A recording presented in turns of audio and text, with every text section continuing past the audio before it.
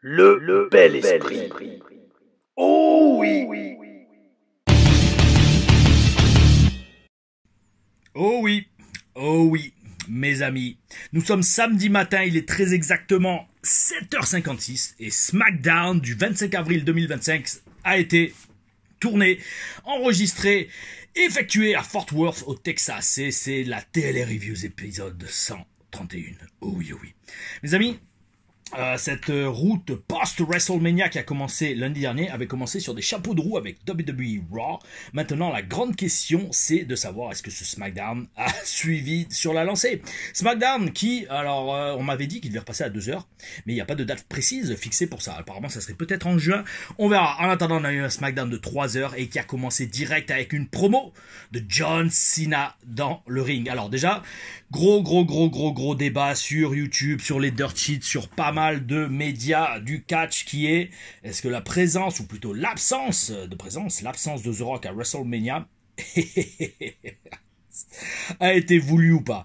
Est-ce que ça a été fait pour court-circuiter Triple H, pour le faire couler? Il y en a qui sont là à dire, et beaucoup, notamment Eric Bischoff, qui dit The Rock et Triple H s'entendent pas, et The Rock, en n'étant pas présent à WrestleMania, a fait exprès pour faire couler le booking et faire couler, le succès éventuel de Triple H. Les amis, je vais vous parler franchement. Enfin, moi, autant de ce qui se passe sur le ring, je peux me targuer quand même d'avoir pas mal d'expérience et de comprendre un peu comment ça marche, notamment à travers les TLRM et les TLR Souris que je partage avec vous. Autant pour ce qui est de ce débat de savoir est-ce que Triple H et The Rock s'entendent et est-ce que la présence de The Rock à WrestleMania était nécessaire ou pas. Mon avis vaut ce qu'il vaut. Ça reste juste un avis. Mais je pense très sincèrement que je comprends ce qu'a voulu faire The Rock. De ne pas être présent et de ne pas tirer la couverture à lui. Parce que, sur la justification, c'était le moment de John. Il fallait que John tourne heel, entre guillemets, tout seul et gagne le titre tout seul. Et moi, vous savez, sincèrement, je suis un peu d'accord avec The Rock. Parce que sa présence, si The Rock avait permis à John Cena de devenir 17 fois pour la champion du monde pour la 17e fois, on aurait dit, ouais, c'est encore The Rock qui se fait mousser, il a besoin d'être impliqué dans tout. Là, le Rock est pas là. On le critique aussi en disant, ouais, il aurait dû être là. En fait, le truc, franchement, ce que je regarde beaucoup dans cette storyline, c'est qu'en fait, alors j'allais dire que, pour ce qui est de la justification, et c'est exactement ce qu'on a eu dans cette promo de John Cena pour ouvrir SmackDown, c'est que le Rock est complètement absent des paroles de John Cena.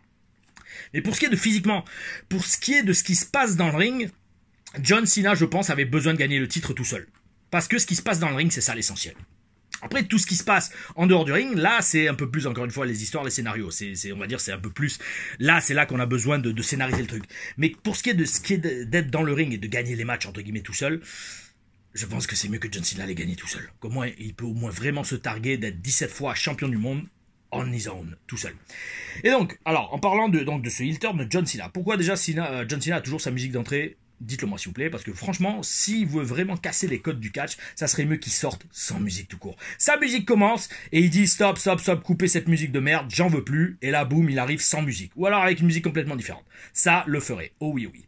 Ensuite, Cena, bon, il en place même pas une dans cette promo, que Randy Orton se ramène direct, et là, on a deux vraies légendes dans le ring.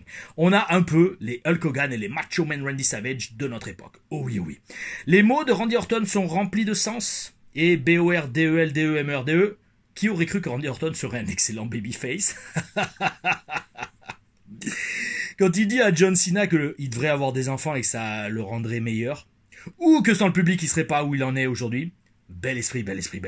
Parce que ce sont des mots qui struck home, comme on dit en anglais, qui touchent dans le mille. Oh oui, oui.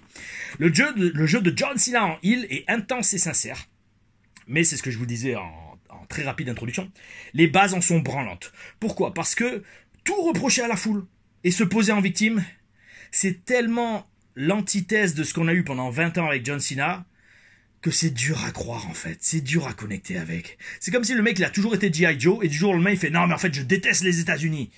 Frérot, on sent... Et c'est pour ça que je redis, là quand il est au micro, John Cena devrait jouer plutôt sur son alliance avec The Rock. Son alliance avec The Rock, mais son alliance, entre guillemets, dans les coulisses. Dans les coulisses en mode, regardez, John Cena m'a mis dans le main event de WrestleMania, eh bien, Grâce à lui, tout seul, je suis devenu champion du monde, c'est moi le meilleur. Maintenant que je suis champion du monde de sa compagnie, parce que c'est celle de The Rock, techniquement, on va dire, c'est le final boss, eh bien, il va m'aider à conquérir Hollywood. Là, ça le fait, là, c'est de la hit, sincère, parce que là, on peut vraiment dire you sold out, you sold out. Là, tout ce qu'il dit, c'est les fans, je vous déteste parce que c'est une dysfunctional relationship, c'est une relation toxique que j'ai avec vous. Ouais, mais frérot, pendant 20 ans, tu leur as sucé la teub, donc bon, ils t'ont rendu multimillionnaire. Est-ce que c'est vraiment, on connecte vraiment avec ça? Non, dans ces cas-là, rends tous les millions qui t'ont permis de gagner, tu vois. Je veux dire, même s'il va dire, non, je les ai mérités, mais quand même, je vous déteste. J'ai du mal à accrocher, personnellement. Dites-moi dans les commentaires si vous ressentez pareil ou si vous trouvez que les justifications de John Cena sont sensées, mes amis. Donc la situation dégénère et ça part en baston et on aura Orton contre Cena à Backlash Saint-Louis. Bel esprit, une très grosse affiche et je suis très curieux de voir leur match étant donné que les deux ont quand même pas mal de, comme on dit, de kilomètres au compteur, mais je pense sincèrement qu'ils vont nous sortir un bon match de main eventer. Tag team match qui suit Los Garza et Axiom et Nathan Fraser, Fraxium comme ils les appellent, et Fraxium gagne le match pour leur début sur le main roster, enfin leur début peut-être officiel parce que je pense que maintenant ils sont main roster. Dommage pour Los Garza au final, parce que Los Garza ils sont sur main roster depuis des années. Ils perdent contre une équipe qui arrive fraîchement et qui physiquement sont plus petits qu'eux. Je déteste dire ça, mais ça sent mauvais pour eux. Mais ce qui est bizarre en plus, parce qu'on les a vus il y a pas longtemps dans la conférence de presse pour que la WWE a annoncé qu'elle rachetait la AAA. Ouais, bizarre comme booking, mais peut-être aussi Los Garza était la seule tag team disponible pour jobber contre Fraxium. On a une promo dans le ring de Tiffany Stratton. Tiffy Time, qui arrive en tenue de catch pour cette promo. Est-ce que cela annonce un match impromptu? Et Jade Cargill arrive, elle aussi en tenue de catch. Quel grand mystère. Et boum, après une promo très basique écrite pour Jade Cargill, on a ce match que je regarde, parce que je veux voir si Jade Cargill a progressé. Déjà, la promo, quand je dis basique pour Jade Cargill, c'est vraiment la promo basique. Si vous l'écoutez, alors, encore une fois, pas secret d'insider, mais expérience de vécu. Si vous écoutez littéralement et si vous faites attention au verbiage, c'est-à-dire les mots qu'a utilisé Jade Cargill, les expressions et les phrases, c'est la promo bateau que vous donne un scripteur de la WWE. C'est genre, écoute, je me suis débarrassé de Naomi à WrestleMania. Maintenant, j'ai beaucoup de temps libre. Et mon temps libre, je vais le consacrer à toi. Donc, si... grosso modo, si t'as des coronets, ce qui n'est pas le cas pour Tiffany Stratton, je pense. Même si elle a la mâchoire carrée quand même. Bon, bref. Et... si t'as des coronets, c'est Tiffany Stratton, tu mets ton titre en jeu contre moi ou alors tu me donnes ma chance parce que maintenant j'ai mes yeux fixés sur ton titre. Voilà, promo bateau qu'ils ont donné à Jade Cargill.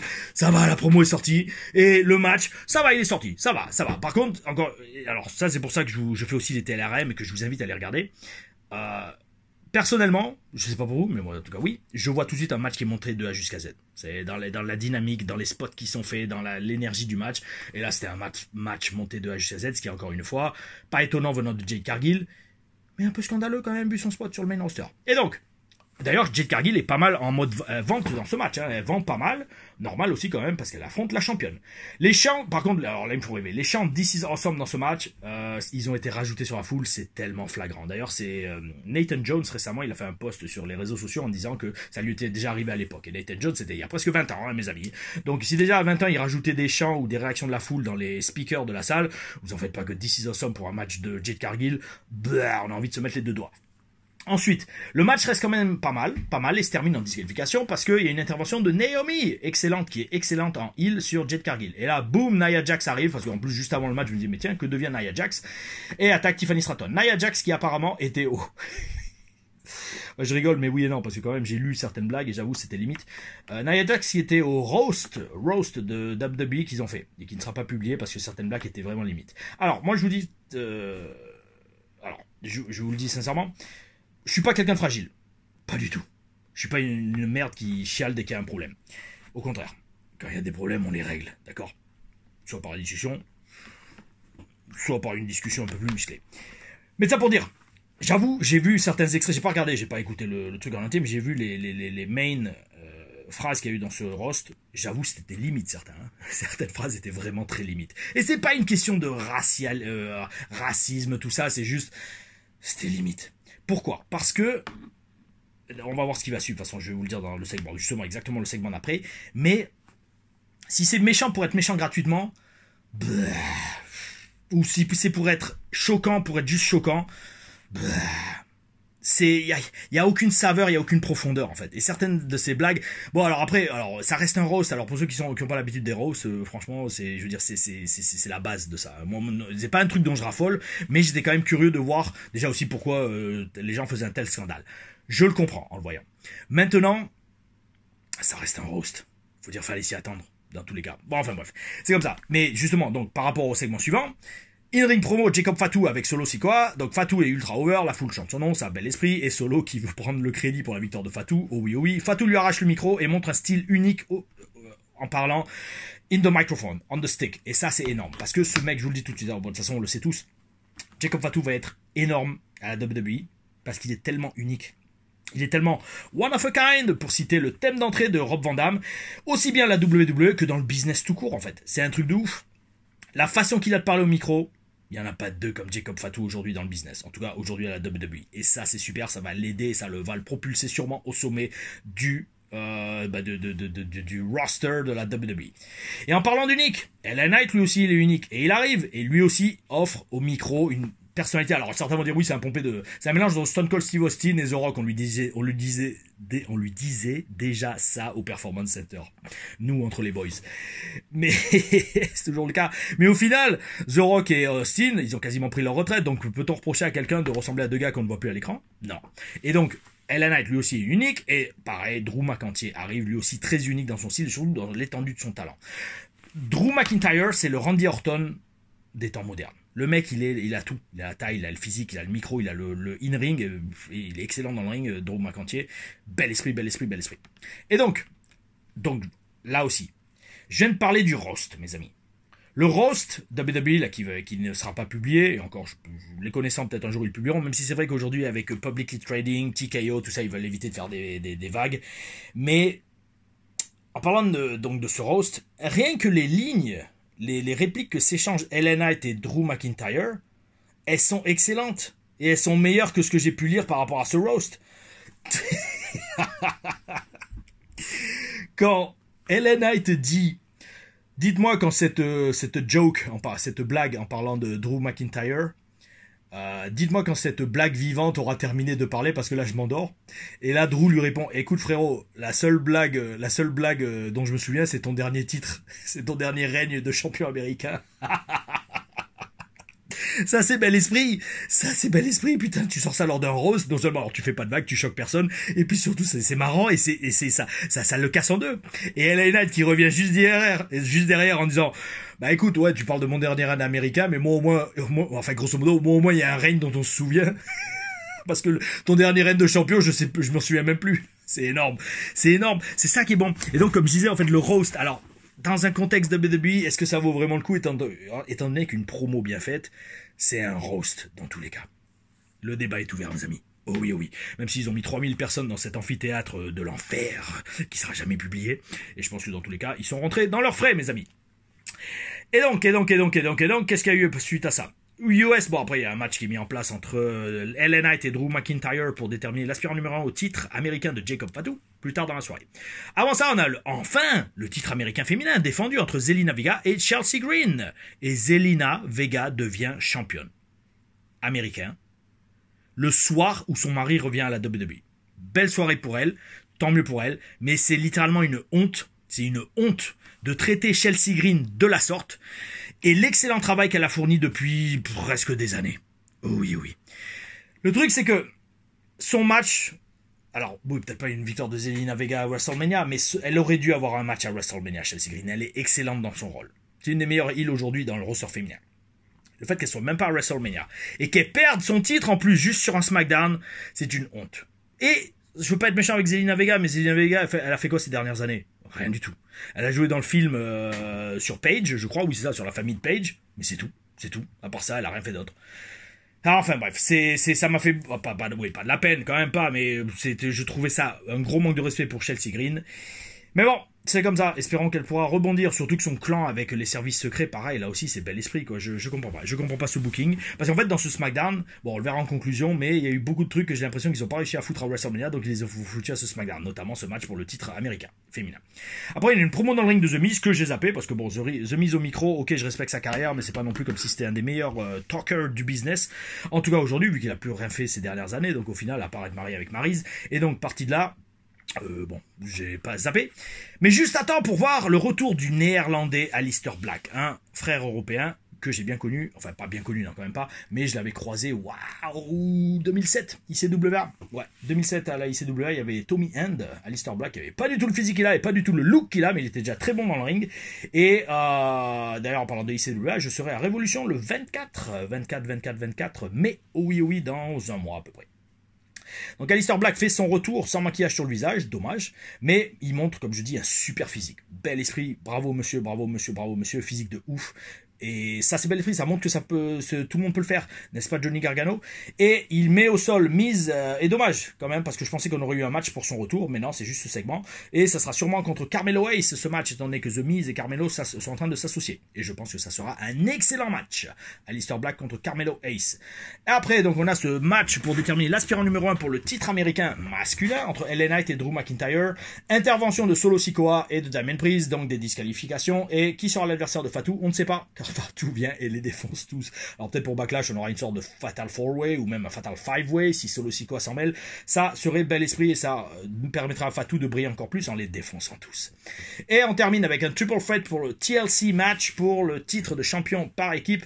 Les Street Profits conservent leur ceinture. J'ai pas regardé le match parce qu'en fait les matchs TLC pour moi, j'allais dire c'est pas du catch. Oui, c'est du catch. Mais en fait, c'est juste une succession de cascades, tout aussi dangereuses les unes que les autres. Et en attendant, les Street Profits conservent leur ceinture dans un match, et là aussi, que je dis qu'il semble qu'on aurait dû avoir à WrestleMania. Ça aurait été tellement logique d'avoir un TLC match à WrestleMania, mais non, on l'a eu à SmackDown. Et mes amis, donc en fait, c'est ce que je disais un peu plus tôt dans la vidéo. Le truc, c'est que j'ai l'impression qu'à ce SmackDown, on a eu un ou deux matchs qu'on aurait dû avoir à WrestleMania. Mais, alors, expliquez-moi pourquoi, sur un show de 4 heures, 2 fois 4 heures, 8 heures de show, ils ont pas réussi à placer ces matchs. Quitte à enlever 20 minutes à un des matchs pour les donner à un autre match, je sais pas. C'est vraiment spécial. C'est vraiment spécial, cette façon de booker qu'ils ont en ce moment à la WWE, surtout les PLE sur 2 nuits avec 8 heures de catch. Il y a plein de matchs de talents qui sont pas placés. Et en parlant de TLC match, mais bon, enfin bref, ça restait un bon SmackDown, mais moins donnant un nouveau cap que le Raw de lundi. Oh non, oh non. Et bref, en parlant de TLC, vendredi prochain, mes amis, nous reprenons les TLR Stories. TLR Stories avec les segments d'impact. Parce que là, on faisait une petite pause quand même, parce qu'il y a eu beaucoup de contenu ces derniers jours et ces dernières semaines, notamment avec deux lives, enfin non, peut-être pas deux lives, mais un live de 4 heures pour WrestleMania le week-end dernier.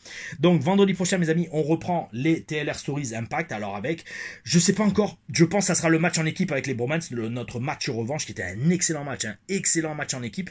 Ou alors, après, ça sera le match par échelle avec les Hardy Boys et d'autres équipes dedans, où je catchais avec une commotion. Voilà, c'est ça en fait. En fait, je ferai le match par échelle après le match par équipe, parce qu'en fait, dans le match par équipe, je me prends une commotion cérébrale, mes amis. C'est pas marrant, mais ça arrive, et vous verrez le moment où ça arrive, vous verrez que je suis un peu sonné, ça se voit quand je titube sur mes jambes, et parti de là, après, il y a eu le match par échelle avec les Hardy Boys, où Jeff Hardy me met un coup de boule alors que j'ai une commotion cérébrale. Bon, il n'était pas au courant, mais c'était un accident en plus, le coup de boule, mais vous verrez ça dans les TLR Stories qui arrivent ces prochaines semaines. Également, TLRAM, j'en ai tourné pas mal, notamment celle sur le match le plus intense de ma carrière. 45 minutes de TLRAM, oh oui, ça va venir dans les sondages. Alors là, oui, voilà, c'est ce que je voulais dire en introduction, je le dis en conclusion, mes amis. Je me pose des questions, mes amis, je me pose sincèrement des questions parce que j'ai l'impression que vous voulez me voir souffrir. BERDELDEMRDE par rapport au sondage que j'ai posté hier sur la prochaine TLRM. C'est la 3e proposition. J'apprends que ma meuf me trompe juste avant ce match, qui est largement en tête, et j'ai jamais eu, oui, ça fait longtemps que j'ai pas eu autant de votes pour une TLRM. Alors peut-être maintenant je l'ai posté le vendredi, parce qu'apparemment ça a du succès de poster les sondages le vendredi. Il y a quasiment le double de votes que j'ai d'habitude. Après, attention les amis, je vous dis, vous avez tous voté pour cette proposition de voir le match. J'apprends que ma copine me trompe juste avant ce match. D'ailleurs, ma copine, à l'époque c'était Lily Gordon. Fuck off. Bon bref, mais ça, c'est comme j'ai dit dans le commentaire du sondage, mes amis, ça veut pas forcément dire que ça a une influence sur le match. Est-ce que ça, vous y avez pensé? Alors oui, le match est très intense, hein, et il est très bon d'ailleurs, c'est un très bon match contre Bulldog. Oh oui, oui, dédicace Yvan, si tu regardes ces vidéos. Mais, ouais, c'était le background de l'histoire. D'ailleurs, le match est énorme. Le match, c'est au milieu de la place d'un village. Oh oui, oui, le cadre est énorme. Vous verrez ça lundi, je pense, parce que je pense pas que les autres, d'ici là, les autres résultats vont changer. On verra ça lundi dans la TLRAM. Et en attendant, mes amis, la question de la vidéo de Legit Art Brandon, un habitué des commentaires avec son petit cœur violet et blanc. As-tu déjà eu un bid pendant un de tes matchs, genre le public ne faisait pas de bruit? Et si oui, as-tu une anecdote de toi ou de ton adversaire un peu farfelu pour les investir? Écoute, bonne question. Franchement, les foules les plus silencieuses que j'ai jamais eues, c'était en Allemagne chez Alex Wright. Tu catchais, tu faisais des grosses prises et les gens ils étaient silencieux, un peu comme au Japon, ils applaudissaient juste quand il y avait des belles prises. Alors dans ce genre de cas, moi en fait je jauge avec le AOU très souvent. Si je fais un AOU et qu'il n'est pas repris, je me fais waouh, ça va être dur ce soir. Parce que en fait, il y a toujours quand même dans la foule 2 ou 3 personnes, tu sais, qui vont dire AOU, qui vont le répéter, qui vont comprendre. Même si la foule a du mal à comprendre et a du mal à se lancer, il y en a toujours 2 ou 3 qui vont comprendre AOU, ils vont le répéter avec toi et petit à petit ça prend. Donc tu vois, il y a mon AOU, c'est un petit truc pour ramener la foule dans le match. Après, franchement, si on les a vraiment pas, une grosse mandale dans la gueule, un gros coup qui claque, un coup bien intense, tu augmentes l'intensité du match et là, ils vont s'impliquer dans le match. C'est comme ça que je fais personnellement. Et d'ailleurs, vous le verrez dans la TLRM, le match le plus intense de ma carrière, où j'ai failli littéralement mourir dans ce match. Le premier truc que je fais après, boum, une grosse claque pour les rechoper. Parce qu'il y a eu un tel froid dans la salle quand j'ai glissé sur la corde et que j'ai failli terminer la tête la première sur le parquet à l'extérieur du ring. Il y a eu un tel froid qui a été jeté dans la salle que direct pour reprendre la foule, bam, une grosse claque et on repart et la foule était à fond dans le match. Donc, vous verrez ça dans la TLRM, le match le plus intense de ma carrière où j'ai failli frôler la mort, mes amis. En attendant, mes amis, je vous souhaite un bon week-end, je vous souhaite le bel esprit, oh oui, oh oui, un week-end chargé niveau catch, oh oui, oui, demain un show à Marseille et peut-être un show ce soir, nous verrons bien. Ah oh, bel esprit. En attendant, mes amis, c'était Tom Larufa. Lundi, TLRM, j'apprends que ma meuf me trompe juste avant ce match et les reviews qui suivent. J'ai failli faire une review TNA cette semaine, peut-être la semaine prochaine, j'ai malheureusement pas eu le temps hier, mais c'est prévu de reprendre les reviews TNA Wrestling. Oh oui, mes amis, gardez le bel esprit. Ah oh.